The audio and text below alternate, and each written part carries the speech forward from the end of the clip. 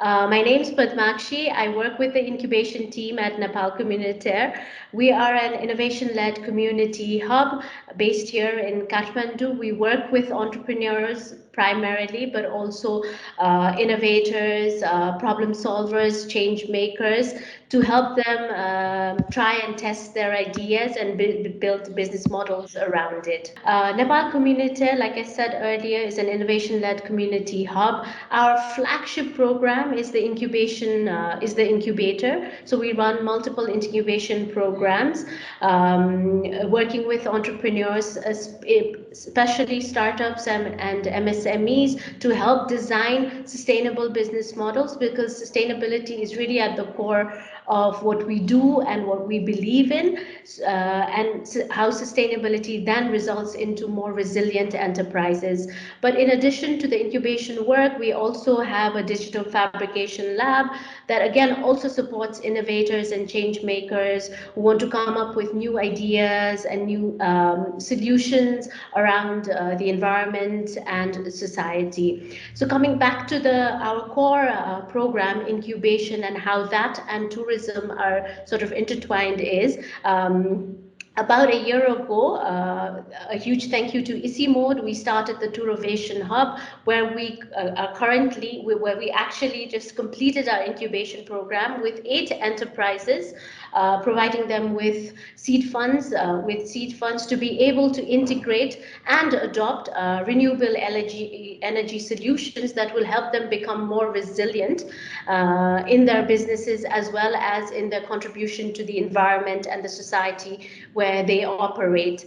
What we believe is that tourism for Nepal is a huge mechanism for job creation and conservation of the environment, which is but obvious. But at the same time, more specifically, it's also a sector, again, based on our experience with working with tourism enterprises specifically, is that it provides a platform for innovations not only in the business models, but to be able to adapt towards integrating renewable energy solutions, really. So I think tourism as a sector collectively, despite the current pandemic, and it has impacted a lot on the enterprises that we are working with, as well as other enterprises. It still is a sector that is able to harness more jobs, conserve the environment, and a sector that is really could be at the forefront of innovative technologies when it comes to renewable energy. I think through the Tourovation Hub, we are supporting tourism enterprises.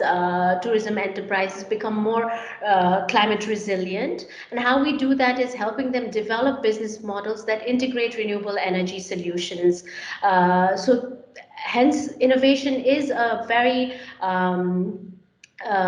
significant innovation has a very significant place in the tourism sector, in addition to creating jobs and conserving the environment. The tourism enterprises perspective, it is a difficult time given that the pandemic has really hit hard on the tourism sector in Nepal right now. However, working with these tourism enterprises, what we have also observed is that they really are interested in the innovation aspect of how can they innovate their businesses to become much more resilient, for example, towards climate, as well as other disasters. And given the kind of a terrain Nepal is in, it becomes even more imperative for these organizations, these enterprises, to be able to be resilient and conduct their businesses. So in that sense, what we are learning and what we are seeing through these 8 enterprises is that through the seed fund that's provided, they're able to integrate renewable energy solutions, may it be solar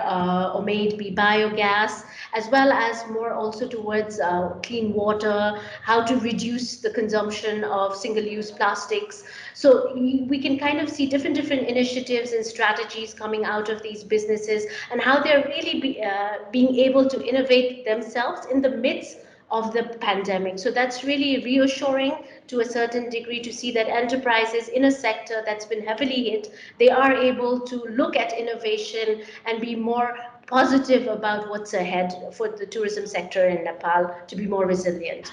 So what, as I mentioned earlier, incubation is one of our key programs. So what we're doing through the incubation, the ideation, incubation, and now these companies are in the access to finance phase. What we have been doing is helping them design their business models to be more resilient through the integration of renewable energy solutions. Now, these solutions will be different for all of the 8 enterprises, but the ultimate goal is that these initiatives or these strategies that they adopt makes them much more adaptive to the changing environment around them, right? So what we do, for example, in the ideation phases, we run design thinking based design sprints. We run that with the companies for ideation, and then they then move to into the incubation program, where we heavily work with them very closely through our monthly workshops around different themes that go from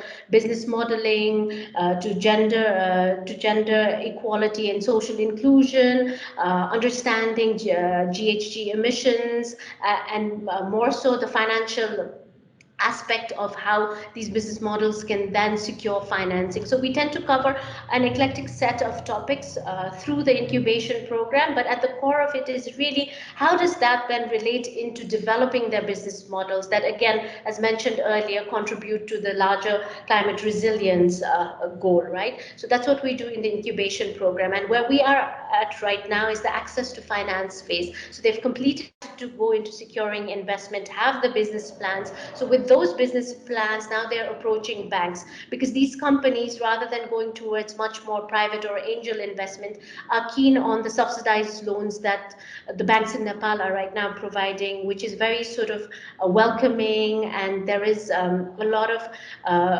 prospects over there. So we're helping them sort of reach out to banks which are focusing on renewable energy financing to be able to support them. So in a nutshell, this is how the program kind of gets implemented. We start off with an idea, incubate that idea, develop a business plan around it, and then help them secure. Now, these companies, these enterprises that we are working with they are MSMEs that have been in the market for 1 to 2 years, have a certain understanding of their markets, so their business plans are also developed. It could be an aspect of their business really that focuses on a solar technology or a biogas plant or a water filtration system. So that's how we kind of work with the entrepreneurs across several months, really up to 10, 12 months, to be able to then get them ready to absorb this investment, and then to be able to then manage that, and then work towards scaling up and business growth.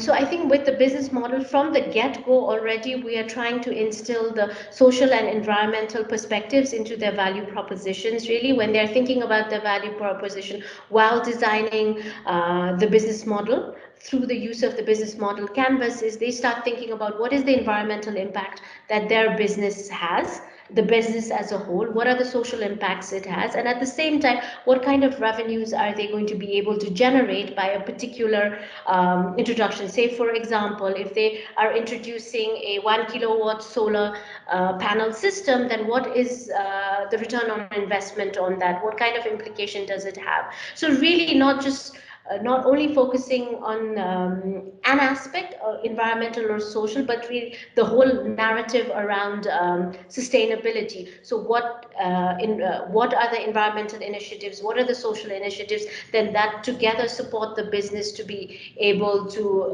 generate revenues, and then to be able to invest it back into the organization to create environmental and social impact. So this is the kind of thinking. I know I kind of sort of jumped around quite a bit, but really looking at value from an innovation perspective, what does environmental value to the organization mean? What does social value mean to the organization? And then how can that then translate into the economic aspect for the enterprise. So this is what we really try to inculcate in them through the master classes, through the bi-monthly business coachings and the financial coachings that we do. Is really like every time we think about all 3 different pillars of sustainability, that eventually then contributes towards resilience. One more thing, and to be able to sort of implement this sort of work, I think it's imperative, and it's really important that we have the right collaborations, knowledge sharing. So we had two really great partners at the hub, and our steering committee members who came from different sectors, R&E as well as agriculture. So we had EasyMode who brought in the tourism perspective. We had Selco Foundation who brought in the renewable energy perspective. So in some sense, it's also very important for the program to be able to take shape and to be implemented and to support, and eventually to support these enterprises, is we have the right kind of collaboration that goes towards such work. It is extremely crucial that interventions like the Tourovation Hub happen more in Nepal, and it's not just limited to the capital Kathmandu where we are based right now, but luckily because we have had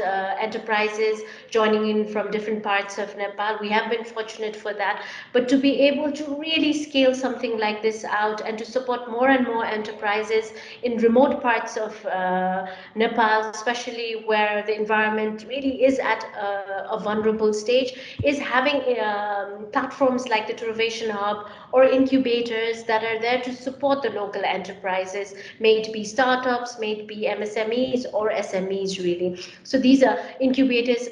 Possibly, I think if I were to envision something, incubators in different provinces in Nepal where enterprises are able to come and attend programs like this, be able to think out of the box really, be able to innovate in its true sense, right? Where the innovation is really not just at the product and service level or at the technology level, but really at the business model, the systems level, which is very important for the resilience of tourism enterprises, to be very honest.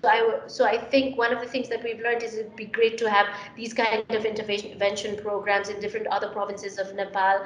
That also, at the core of it, Onu, I think based on what we just discussed previously, is how do you then integrate the social and the environmental impact into the business models is also very important, because a lot of these concepts sometimes tend to remain as concepts, and then by the time they come to the ground level, it sort of becomes, it gets diluted really, right? So if there are people who can kind of support these sort of interventions, it'll be great. I mean, organizations like EasyMode it would be really great, because you understand the climate vulnerability, you understand the tourism sector very well, and then now at the enterprise level, yes. So I kind of see that as one key thing that could help enterprises. And in addition to that, capacity building workshops possibly across Nepal, because fortunately and unfortunately, a lot of this work gets focused only in Kathmandu. And it does go out to different provinces, but maybe it's more towards the capital of those provinces. But this kind of thinking and thought process and development is really required in more remote areas, where there are like 3 of the companies that are incubating with us come from very remote regions in Nepal. I think, again, from a very humble perspective of Nepal, where incubation is still at its nascent stages, there are lots of programs happening in Nepal around, and there are other incubators also who are doing incredibly great work, but it is at a nascent stage, incubation per se, as well as acceleration. But I think since the Tourovation Hub concept itself, I think it can be sort of implemented in other countries in the HKH region, to be honest. Possibly the dynamics are going to be different, the socio-political scenarios are going to be different, the geographies are going to be different, but I do see the scaling up of such programs really in other parts of the HKH region, because I think incubation is something that is always going to be the need of the hour for a lot of enterprises really, because then I sort of can see again from Nepal's perspective is that there are a lot of enterprises who need it but might not have the time and the resources to be able to be part of such programs. So I absolutely see the need of this not just scaling up nationally, but also regionally in our partner countries. I think I wouldn't say one word, Anu. There are 2 words that comes across my mind. And again, it is really entrepreneurial innovation, really. That's what it is. I think innovation is really at the core of green, resilient, and inclusive development, is how enterprises can innovate themselves. across their products, services, business models, and systems. That's what really comes to my mind. So it's not a word, but it's a sentence.